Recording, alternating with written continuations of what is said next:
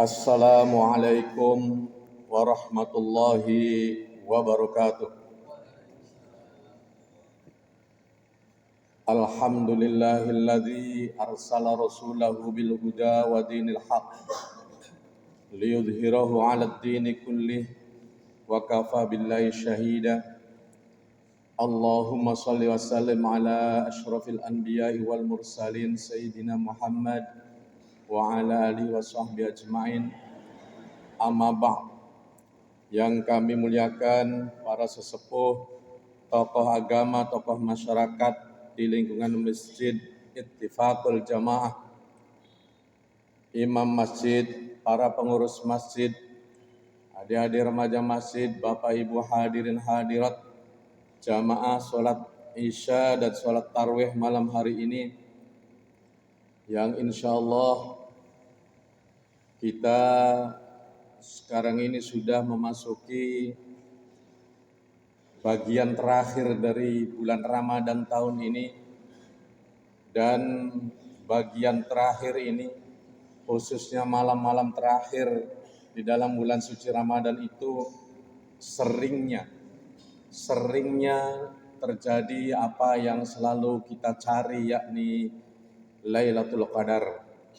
Dan insya Allah kalau kita istiqomah, komitmen, continue, terus menerus mengamalkan amalan-amalan Ramadan, khususnya di malam hari, misalnya qiyamul lail, sholat isya dan tarawih berjamaah di masjid sambil beriktikaf, ya. Silakan Bapak Ibu yang saat ini belum berniat iktikaf, sekalian niat iktikaf. Kadang-kadang kita lupa, padahal kita sudah dalam masjid. Karena innamal a'malu binniyat. Setiap amal itu tergantung niatnya. Kalau kita duduk seharian di masjid tapi tidak niat, jangan-jangan tidak ada pahalanya. Karena tidak ada niatnya. Itulah sebabnya meskipun duduk di masjid, diam di masjid, hanya selama ukuran kalimat subhanallah, berarti kan sebentar sekali. Tapi ketika kita niatkan beriktikaf, insya Allah kita mendapatkan pahala iktikaf. Bapak Ibu sekalian, kita juga tentu bersyukur kepada Allah karena masih diberi kesempatan bertemu dengan bulan suci Ramadan. Karena didikan Ramadan ini sangat luar biasa. Kita membutuhkan bulan Ramadan untuk keselamatan kita sendiri. Ya, tidak usah jauh-jauh. Kalau kita perhatikan, ada dua amalan Ramadan yang menjadi amalan sentral. Yang pertama tentu adalah ibadah puasa itu sendiri. Ya, ini ada anak-anaknya, ya. Ibadah puasa ada sahurnya, ada berbukanya, menahan lapar, menahan emosi. Itu serangkaiannya. Yang kedua adalah kita menghormati Ramadan karena di dalam Ramadan ini diturunkan Al-Quran. Kata Allah, Syahrul Ramadan alladzi unzila fihil Quran. Yang membuat bulan suci Ramadan ini mulia, salah satunya adalah karena diturunkannya Al-Quran pertama kali di dalam bulan suci Ramadan.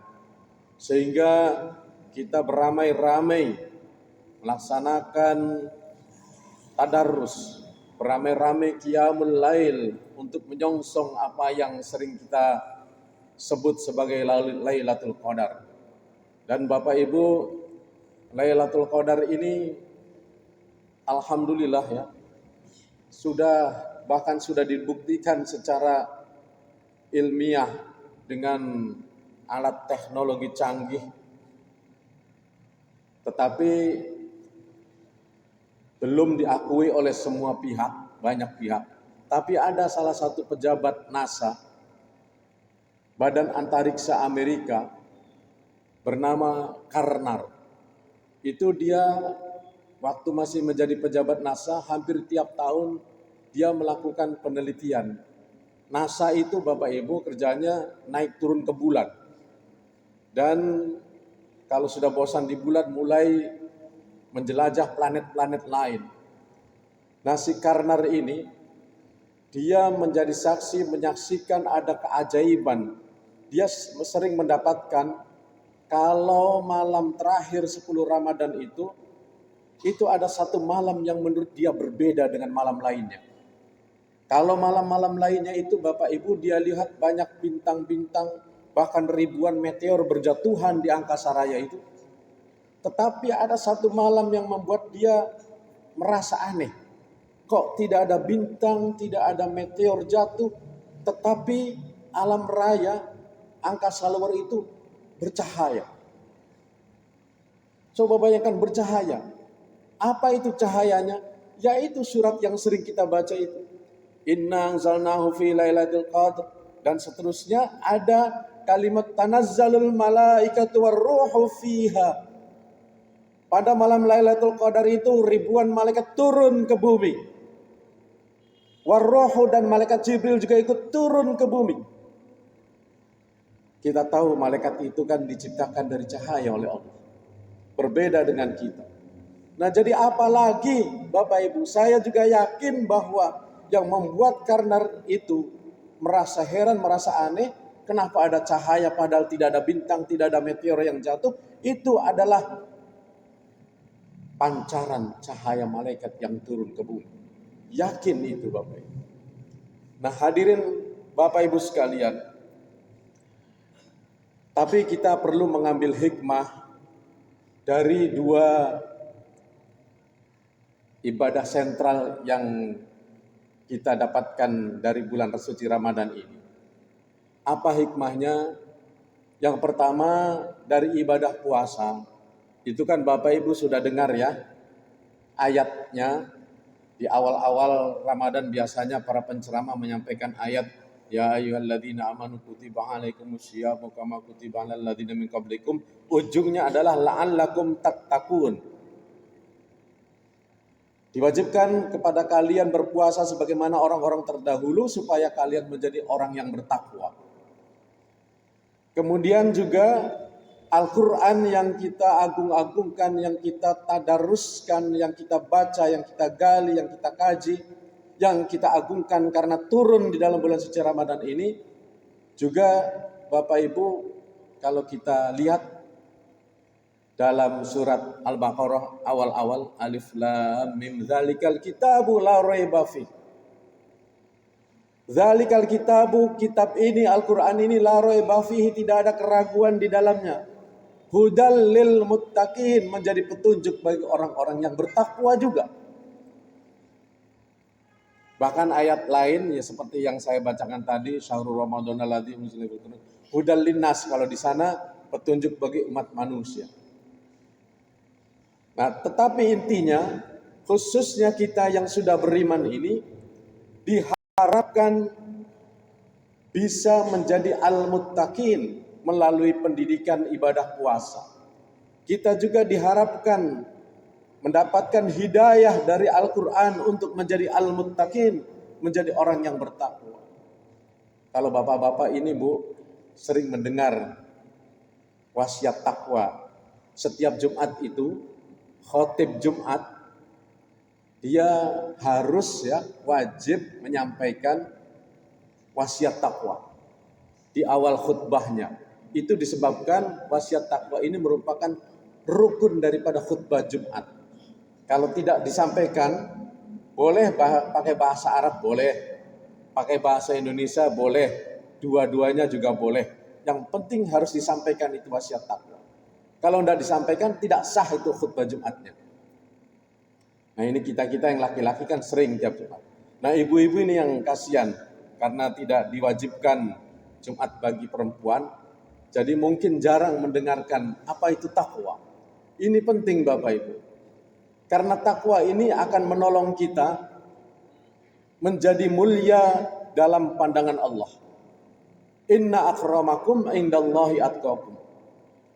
Orang yang mulia di dalam pandangan Allah itu bukan karena dia cantiknya, bukan karena dia kayanya, bukan karena dia jabatannya tinggi, bukan karena kelebihan-kelebihan dunia lainnya. Tetapi kata Allah, hanyalah siapa yang paling bertakwa. Sehingga kita perlu berlomba-lomba untuk menjadi al-muttaqin, menjadi orang-orang yang bertakwa agar kita mulia di dalam pandangan Allah. Banyak konsep takwa ya. Kalau makna secara umum ini sering ya Bapak-bapak mendengar adalah menjalankan segala perintah-perintah Allah dan menjauhi segala larangannya.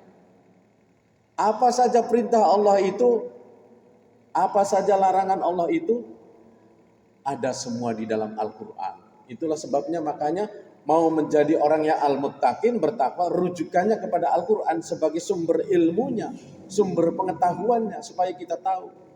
Apalagi Al-Quran dijelaskan oleh Allah sebagai Al-Furqan, pembeda antara yang hak dengan yang batil. Mau tahu baik buruknya sesuatu, kita rujukannya adalah Al-Quran.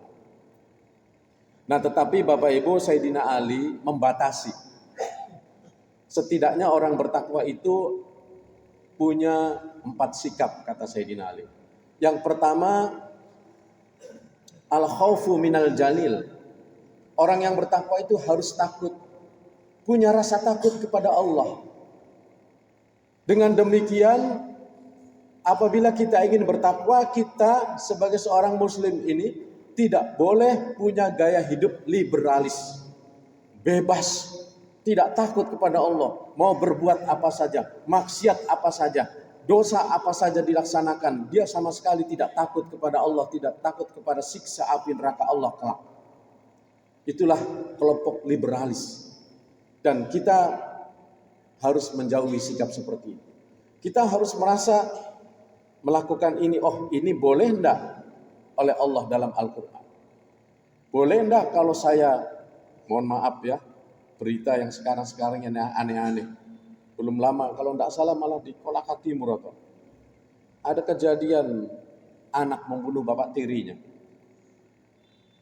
Sebelum-sebelumnya bapak membunuh anaknya. Na'udzubillah, na'udzubillah. Ngeri Bapak Ibu sekarang. Ada juga ibu membunuh anak. Anak membunuh ibunya. Itu dosa-dosa besar itu. Yang besar saja sudah mulai banyak ya, viral, apalagi yang kecil-kecil, naudzubillah. Nah kita sebagai seorang muslim pertama harus merasa takut kepada Allah. Kemudian yang kedua, ar-ridho bil qalil. Ridho, ikhlas dengan yang sedikit. Oleh sebab itu seorang yang al-muttaqin, kita kalau mau menjadi al-muttaqin harus punya gaya hidup sederhana, Bapak. Makanya sering kita dengar, sebaiknya kita ini mendidik anak, bagusnya dia harus siap miskin daripada siap kaya. Karena kita tidak tahu takdirnya anak kita ini kelak mau jadi orang kaya atau orang miskin. Kalau kita didik anak kita hidup sederhana, mungkin agak miskin sedikit. Insya Allah ketika dia mendapatkan takdirnya misalnya miskin, dia sudah kuat. Tapi kalau kita biasakan manja, kita enak terus sama. Begitu takdirnya miskin, kasihan dia akan menderita. Yang ketiga, Bapak Ibu, kata Sayyidina Ali adalah wal amalu bit tanzil. Kita berusaha Bapak Ibu yang rajin-rajin tadarus, berusaha mengamalkan apa yang kita baca. Dan yang terakhir kata Sayyidina Ali adalah wasti'dadan liyaumir rahim. Harus rajin menyiapkan bekal untuk hari akhirat. Ya rajin ibadah mahdoh, sholat 5 waktu jangan ditinggalkan. Kalau merasa kurang, merasa belum sempurna, tambah dengan sholat-sholat sunnah. Sering-sering baca istighfar, minta ampun kepada Allah. Puasa Ramadan, kalau ada yang hutang harus dibayar, yang masih kuat. Yang tidak kuat sudah jompo, tidak bisa membayar hutang, harus bayar fidyah. Dilaksanakanlah yang begitu-begitu. Kemudian juga berusaha hal-hal yang dilarang oleh Allah kita jauhi. Insya Allah itu adalah bekal kita semua. Sedekah juga Bapak Ibu, sering nih ayatnya, sering disampaikan. Banyak orang mati itu merasa menyesal. Seandainya saya dikembalikan ke dunia sesaat saja, maka saya akan beramal dan terutama mau banyak-banyak sedekah. Hadirin Bapak Ibu sekalian, mudah-mudahan kurang lebih 15 menit ini bisa sama-sama ya, termasuk diri pribadi saya, untuk terus bersemangat mengisi akhir Ramadan ini, tambah semangat. Masjid ini juga mudah-mudahan harusnya tambah penuh ya. Siapa tahu belum Lailatul Qadarnya kita dapatkan insya Allah. Dan kita juga terus meskipun Ramadan sudah usai nanti tetap mengambil hikmah dari pelajaran ibadah di dalam bulan suci Ramadan ini. Terima kasih atas perhatiannya. Mohon maaf kalau ada yang kurang berkenan. Wallahul muwaffiq ila aqwamit thoriq. Assalamualaikum warahmatullahi wabarakatuh.